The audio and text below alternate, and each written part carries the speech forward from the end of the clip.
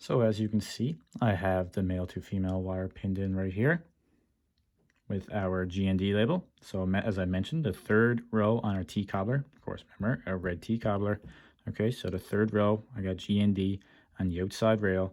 All right, so this doesn't mean the outside rail right here where you see 10, 15, 20 on the left side of that.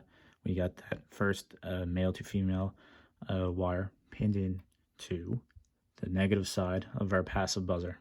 Okay, you can see that better there now.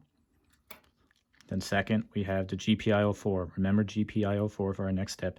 We have our white male to female wire pinned in, once again, to our passive buzzer, but this time on the positive side, or as you can see where the S is labeled to. Okay, so that is that step. Let's move on now to our Thonny Python program on our Raspberry Pi monitors. Okay guys, so let's get the program running here on the Thonny Python on our monitors for Raspberry Pi. Let's just start it off with our name. We put the number sign, or you guys would like to refer to as hashtag. Put your name there, so I'll put Mr. Fudge. Under that, we'll do another hashtag with the program that we'll be doing. So of course, we just went over the alarm.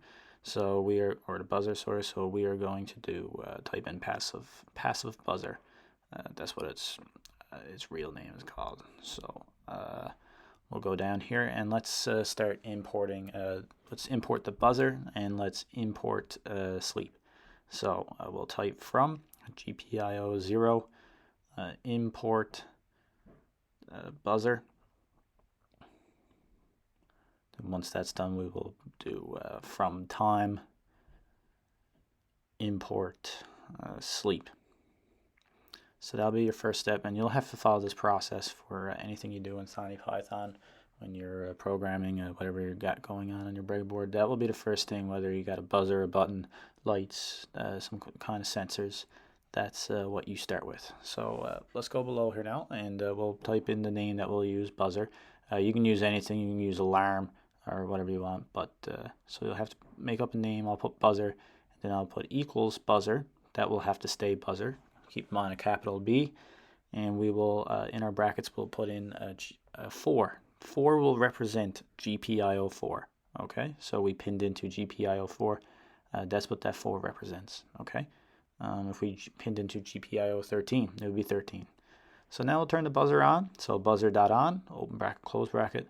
We'll let that run for, we'll say 2 seconds. So we'll go sleep 2. So I'll stand for 2 seconds.